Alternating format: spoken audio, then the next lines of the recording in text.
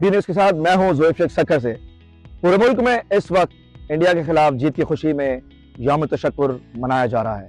इस हवाले से सक्खर में भी ज़िला इंतजामिया सक्खर और सक्खर म्युनिसिपल कॉरपोरेशन की जानिब से पाकिस्तान का दूसरा बड़ा झंडा हवा में लहरा दिया गया।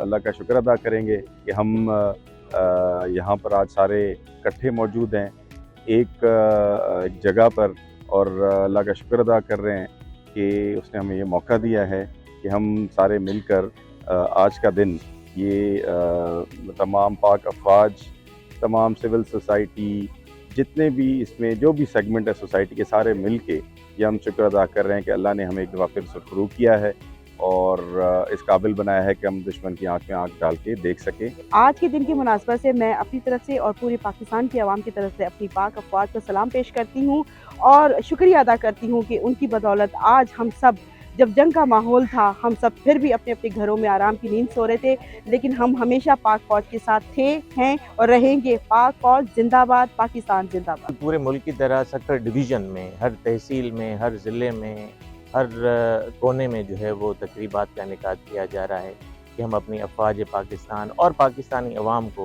खराज तहसीन पेश करें, जिन्होंने दुश्मन की जारियत का मुँह तोड़ जवाब दिया और ये दुनिया को वाज़ेह पैगाम दिया कि पाकिस्तान इस्लाम का किला है, पाकिस्तान एटमी ताकत है और पाकिस्तान की तरफ जो भी मेली आँख से देखेगा तो हम उसकी आँख निकाल देंगे। मैं ये इस अमल को बायस फ़ख्र समझता हूँ और हम ये दुश्मन को हमने आज पैगाम दे दिया कि ये जो कौम है वो अपनी फ़ौज के साथ है, कल भी थी, आज भी है और हमेशा रहेगी।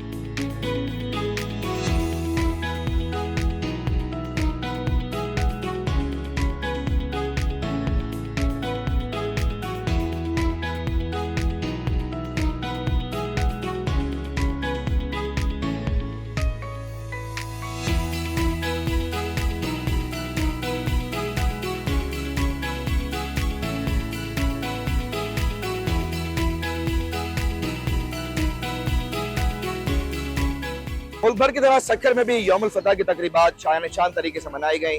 मुख्तलिफ गली चौराहों मोहल्लों में रैलियां निकाली गई और पाक फौज के हक में नारेबाजी की गई।